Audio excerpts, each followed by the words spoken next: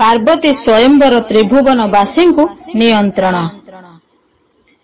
शुण सर्वतपि गण आनंदित होई हिमवंतर नंदिनी सेहि महामाई पितांक सकल कथा बुझाई कहिले शुणी करी हिमवंत आनंद होइले जेउ कथा मातांकु जे हर कहिथिले शुणिन सकल राजा आनंदित हेले मने मने विचार करिले नर राण धन्य धन्य जगतरे देव संकर्षण कुल गोत्र धन्य धन्य जीवन तोहर से कन्या को विवाह हेबे त्रिलोक्य ठाकुर जेबे संकर्षण प्रभु आज्ञा छंती देई विवाह करिबी नंदिनी समारोहे मुहि एसन विचार करी से गिरी राजन बाहर पुर रे जाई मिलिले तक्षण निज आसन रे ऊपर जाइन बसिले राजन विजे करन्ते मंत्री जे ओइले चाही मंत्री मुख को राजा नंदित मंत्री को तत्क्षणे कहिले मंत विभार संभार मान जगाड़ सळ पार्वती अर्थे करी बटी स्वयंवर ब्रह्मा विष्णु देवतांकु निमंत्रण देबा आंभरपुरंकु तांकु डकाई आनिबा मर्त्यपुरकु आसिबे सर्वराजा गण पातालपुररु आसिबे नाग गण बास यथा यज्ञ नरिमाण कर विविध पदार्थ संगे रतन भंडार विवाह विधि पाई छाया मंडप सहित समस्त निर्माण कर हुए विलंबित एहा सुनी मंत्री गण तहु चली गले आज्ञा करिबु ताहा आनंद मनरे एसन कहिण मंत्री गण चली गले जहार जे परिबास निर्माण करिले उआस परिछा आदि जेते थिले जन डकाई आनिले तांकु डेरी न करिण शुण जे जाहा करिबा सामर्थ्य अटई नियुक्ति करिले कार्य 10 जन नेई जे रूपे जाहा को गिरिराज आज्ञा देले सही माने सही कार्य निर्वाह करी देले सेन रूपंक छामुरे जणाइले जाई विभार संभार सर्व देले को जोगाई परम संतोष शुणी हिमवंत राण चौदिग को से दूत करिले प्रेरण डगरंकु चाही आज्ञा देले नृपराण प्रवेशी कहिब तुम्भे मोहर वचन कहिब पर्वत राज पार्वतींक पाई स्वयंवर करुछंती आसवेग होई हिमवंतंक मुखरु शुणिन ए गिर चौदिग को चलिण गले जे डगर दूते वैकुंठपुरे प्रवेशिला जाई ସେ ପୁରର ଶୋଭା ଦେଖି ଆନନ୍ଦ ହୁଅଇ। ଜ୍ଞାନୀ ଜନଙ୍କୁ ଯେ ପୁର ଅଟେ ଅଗୋଚର, ପୁଣ୍ୟ ବଳେ ସେ ପୁରକୁ ଗମି ପାସେ ନର। ସେ ପୁରରେ ବାସ କରିଛନ୍ତି ଜୀବମାନ, ଚତୁର୍ଭୁଜ ଶଙ୍ଖ ଚକ୍ରଧାରୀ ସର୍ବେ ଜାଣ। ଅତ୍ୟନ୍ତ ସରଳ ମଧୁର ତାଙ୍କର ଗୀର, କୃଷ୍ଣ ଅଚ୍ୟୁତ ଆବର ଜନାର୍ଦ୍ଦନ ବୀର। ବୈଷ୍ଣବ ଗଣ କାହିଁ ପଢ଼ନ୍ତି ପୁରାଣ, ଭକତିରେ ଭକ୍ତେ ବସି କରନ୍ତି ଶ୍ରବଣ। ଆନନ୍ଦ ସାଗରେ ପରିପୂର୍ଣ୍ଣ ସେ ନଗର, ଯାହା ମନାସିବ ମିଳିବଟି ତତ୍କାଳ। ଯେ ବଣ ଦୂତ ଯାଇଥିଲା ସେହି ପୁର, ଜୟା ବିଜୟା ଦେଖିଲା ବେନି ଦ୍ୱାରପାଳ। ଜୟ ବିଜୟ ଦୂତଙ୍କୁ ନୟନେ ଦେଖିଣ, ବିଷ୍ଣୁଙ୍କ ଛାମୁରେ ବାର୍ତ୍ତା ଦେଲେ କନେଇଣ। ଶୁଣି କରି ନାରାୟଣ ଆନନ୍ଦ ହୋଇଲେ, ବିନତାନନ୍ଦନ ପୃଷ୍ଠେ ତହିଁ ବିଜେ କଲେ।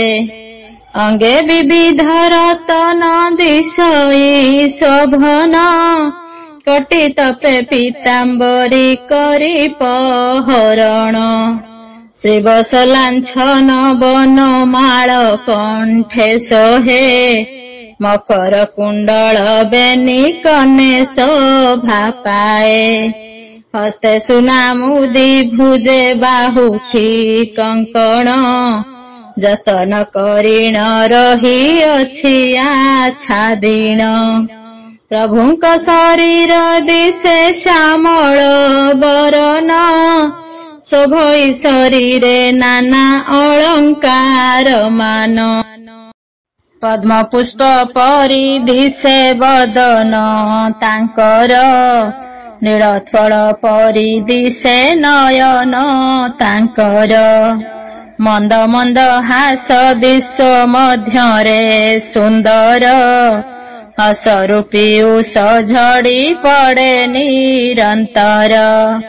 ରତନ ମୁକୁଟ ଶିରେ ଶୋଭା ପାଇଥାଇ, ମଣିମୁକ୍ତା ତେଜରେ ଝଟକି ଦିଶୁଥାଇ। କ୍ଷୀରେ ଦୋସଡ଼ା ସ୍କନ୍ଦ ଦେଶେ ଶୋଭାବନ, ନାଗବନ୍ଧ ଧଡ଼ି ତହିଁ ଦିଶଇ ଯତନ। ଚତୁର୍ଭୁଜେ ଶଙ୍ଖ ଚକ୍ର ଗଦା ପଦ୍ମ ଶୋହେ, ଅପରୂପ ରୂପ କୋଟି ଜନମ ନମୋହେ। ଜଗ ଜନମନ ହାରି ରୂପକୁ ଧରିଣ, ନେତ ଉଡ଼େ ବାହାରିଲେ ଜଗତ ଜୀବନ। ସଙ୍ଗେ ପାରିଷଦ ଗଣ ଘେନି ନାରାୟଣ, ହିମବନ୍ତ ପର୍ବତେ କରିଲେ ଗମନ। ବିଷ୍ଣୁଙ୍କୁ ନିମନ୍ତ୍ରୀ ଦୂତ ଗଲେ ବର୍ମିପୁର, ବେଦବରଙ୍କ ପୁରରେ ହୋଇଲେ ହାଜର। କାକୁସ୍ତରେ କହେ ଦୂତ ସାବିତ୍ରୀ ରମଣ, ଆସିଛି ତୁମ୍ଭ ପାଶକୁ ବାରତା ଘେନିଣ। ହିମାଳୟର ଦୁହିତା হৈମବତୀ ନାମ, ସୁଲକ୍ଷଣୀର ଯୁବତୀ ରୂପରେ ଅନୁପମ। ସ୍ୱୟଂବର ହେଉଅଛି ସେହି ଦୁହିତାର, ବିଳମ୍ବନ କରି ହିମବନ୍ତପୁରେ ଚଳ। ଦୂତ ମୁଖୁ ଶୁଣି ପିତାମହ ସାନନ୍ଦରେ, କ୍ଷଣକାଳ ଭାସି ଗଲେ ଆନନ୍ଦ ସାଗରେ। ହଂସଧ୍ୱଜ ରଥେ ବସିଲେ କବେଦବର, ଋଷିଗଣ ସଙ୍ଗତରେ ଅପରୁ ଅପାର।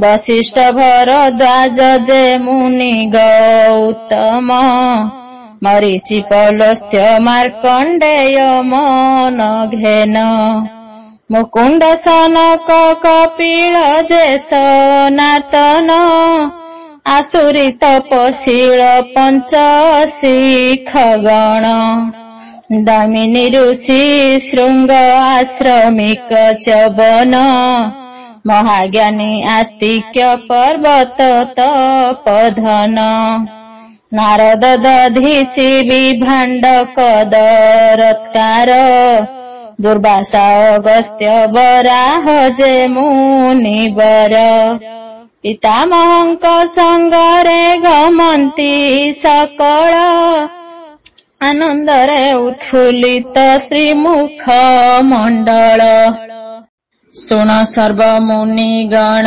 एथि अनंतरे इंद्रंकु भेटिला दूत जाइन स्वर्गरे दूत परणामी तांकु वचन कहई त्रिविद्य मंड शुण जहा जाए कही गिरीश्वर मोर तरे हिमवंत गान तुम्भरी पाशकु मते छंती पठाइन पार्वतीटी कन्या नाम अटई तांकर सर्वसुलक्षणी रूपे नाही पटांतर स्वयंवर करुछंती से कन्यार पाई देवंकु घेनिण तुम्भे जाओ शीघ्र होई दूत मुखु शुणी आनंदित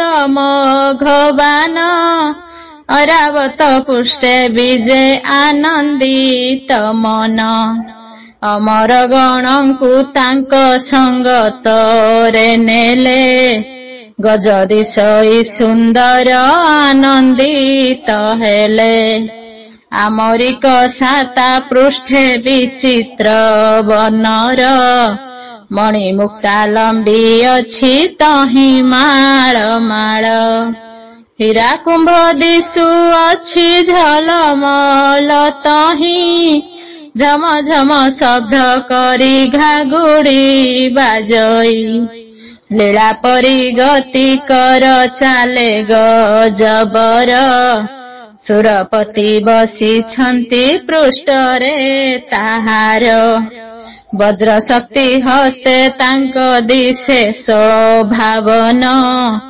अमोलान वस्त्र पिंधिछंती शूर राण नाना अलंकार होई अछंती मंडन सुबास कुंकुमे होई अछंती मंडन नाना रूपे वेश होई छंती से अमरे आरोही अछंती निज निज विमान रे जन्मपति धनेश्वर वरुण पवन बृहस्पति अग्नि संगे नैरत गण बुध शुक्र शनि रवि चंद्र जे मंगल चित्ररथ अंगार पनग संगे मेल जयंत विश्वकर्मा अश्विनी कुमार विश्वावसु आदि देवे जानती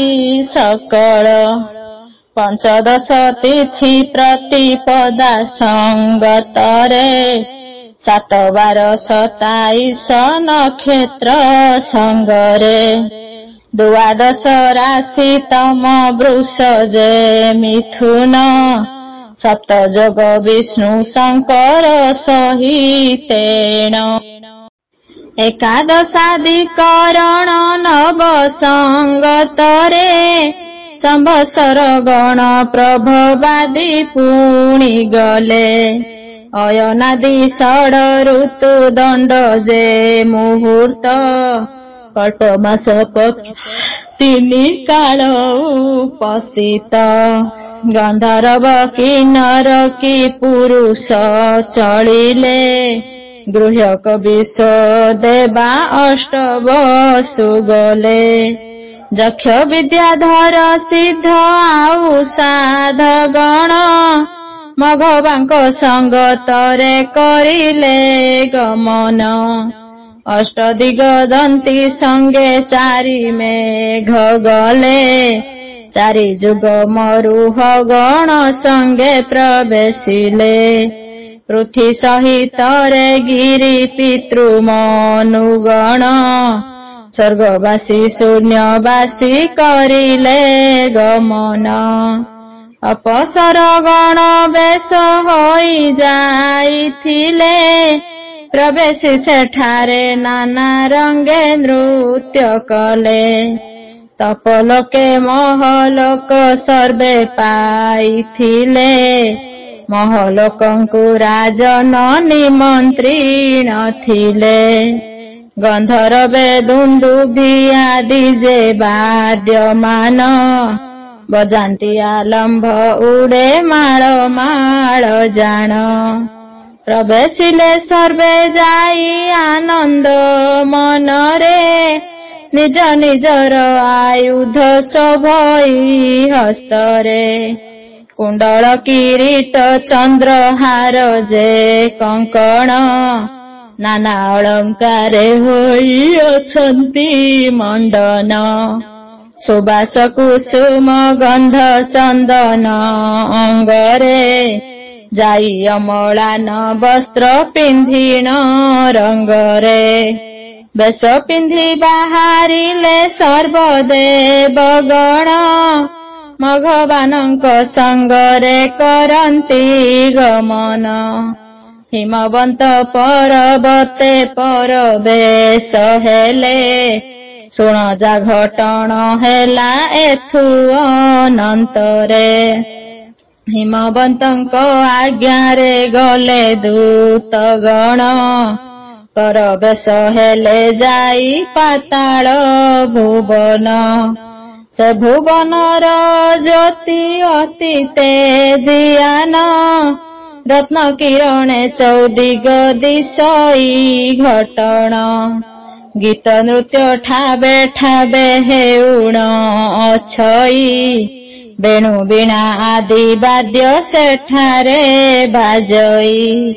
କୁସୁମ ବାସ ପ୍ରସରେ ମଳୟ ବହଇ, ସମସ୍ତ ମନ ପ୍ରଫୁଲ୍ଲିତ ସେ କରଇ। ଦୁଗ୍ଧ ଦଧି ଘୃତ ମଧୁ ଆଦି କନ୍ଦଗଣ, ମଧ୍ୟପୁରକୁ ସେଠାରେ କରନ୍ତି ଗମନ।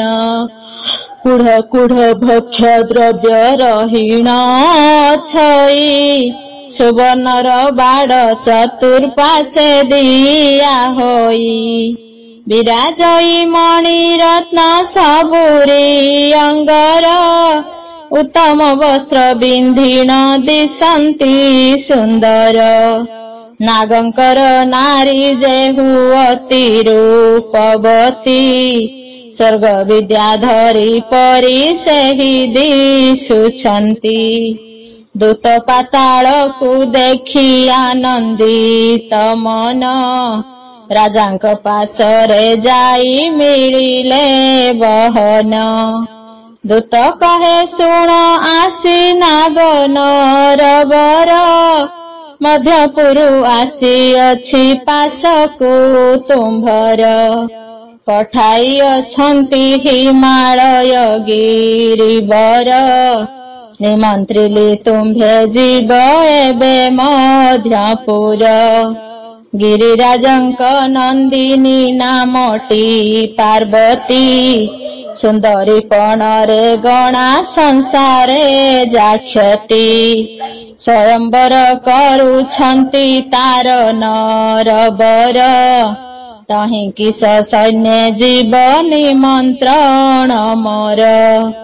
ଦଳ ବଳ ଘେନି କରି ଆସହ ବହନ, ପ୍ରବେଶୀ ବସି ଅଛନ୍ତି ସର୍ବସୁରଗଣ। ଏହା ଶୁଣି ନାଗ ରାଜା ଚଳିଲେ ବହନ, ସଜ କରି ଅଣାଇଲେ ଉତ୍ତମ ସଦନ। ସଙ୍ଗତରେ ଧରିଣ ସେ ଆପଣାର ସୈନ୍ୟ, ରଥ ପରେ ବସି ବାହାରିଲେ ନରରାଣ। ମୁଦି ଚନ୍ଦ୍ରହାର ସଙ୍ଗେ ବାହୁଟି କଙ୍କଣ, ନାନା ଅଳଙ୍କାର ନବରତନେ ମଣ୍ଡନ। ସୁନ୍ଦର ଦିଶୁଅଛଇ ସବୁରି ଶରୀର, ସୁବାସ ଚନ୍ଦନ ବାସ ଛୁଟୁଛି ଅପାର। ରଘୁ ଧୁନ୍ଦୁମାର କକଟକ କମ୍ବଳ, ମହପଦ୍ମ କାଳିୟ ଯେ ପଦ୍ମସରେ। କୁଳିକ ତକ୍ଷକ ଆଦି ସର୍ବନାଗ ଗଣ, ବାସୁକୀଙ୍କ ସଙ୍ଗେ ବାହାରିଲେ ତତ୍କ୍ଷଣ। ତିନି ଫେଣ ଅଛଣ ଯେ ମସ୍ତକେ କାହାର, ସାତ ଫେଣ କାମସ୍ତକେ ଦିଶଇ ସୁନ୍ଦର। କାହାର 10, 20, 30 କା ଫେଣ, ମସ୍ତକ ପରେ ସବୁରି ଦିଶଇ ଶୋଭନ।